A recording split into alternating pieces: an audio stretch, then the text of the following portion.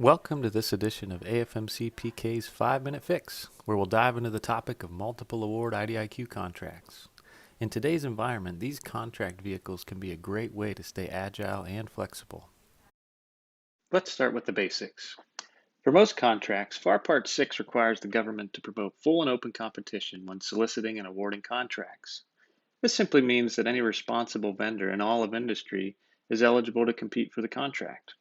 Now, full and open competition can also apply to a subset of industry, such as when setting aside acquisitions for small business, but the principle is the same. Any responsible vendor within that subset can compete for the contract.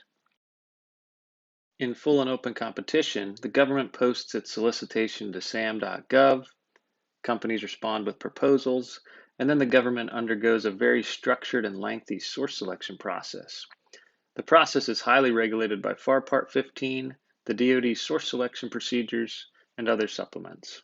As a result of this lengthy process, the government typically awards one contract to a single vendor. Well, with that backdrop in place, let's show how a multiple award IDIQ is different. IDIQ stands for Indefinite Delivery, Indefinite Quantity, which basically means that the government doesn't know the exact amount nor the exact delivery dates of future requirements, whether services or supplies. You could select a single contractor to fulfill all these unknown requirements, but FAR Part 16 requires that contracting officers give preference to multiple award IDIQs, making single award IDIQs the exception.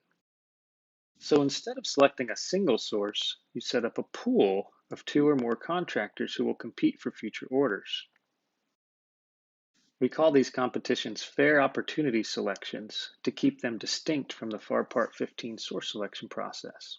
And there's no limit on the number of contractors who can make up the pool. You'll find multiple award IDIQ contracts with dozens or even hundreds of vendors included. Once you have your pool of vendors, the rules of the game change. Now, instead of following the highly structured processes in FAR Part 15, FAR Subpart 16.5 grants contracting officers broad discretion in placing orders how they see fit. It actually encourages that requirements be kept to a minimum and streamlined procedures be used. Here are just a few of the other differences between the two processes. In FAR 15, the source selection authority is defined by regulations and is generally a high-ranking official. In FAR 16.5, the contracting officer is the decision authority by default. In FAR 15, cost and price and one or more non-cost or price factors must be evaluated, including past performance and small business participation. But in FAR 16.5, only cost price is mandatory. In FAR 15, there is a very structured process for corresponding with offerors. In FAR 16.5, interchanges with offers are allowed but not required.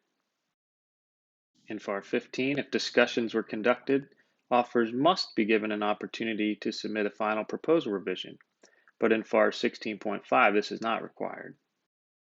And finally, in FAR 15, all actions, regardless of dollar value, can be protested to the agency, GAO, and Court of Federal Claims.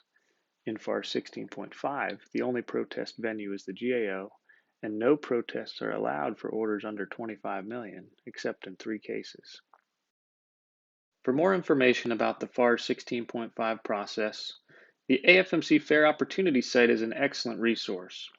The Guiding Principles document is a must-read if you plan to use FAR 16.5, and there are also templates, training, and resources to help your team. Your local Acquisition Center of Excellence should also be able to provide training and help you develop your fair opportunity proposal request.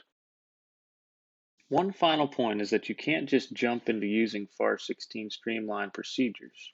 If there isn't an existing multiple award IDIQ, someone will have to go through the lengthy FAR 15 processes to set it up. So where can you find existing IDIQs? While there is no comprehensive government-wide list, a great starting point is the GSA Acquisition Gateway, which lists over 300. Your local ACE or policy shop may have insight into commonly used vehicles as well.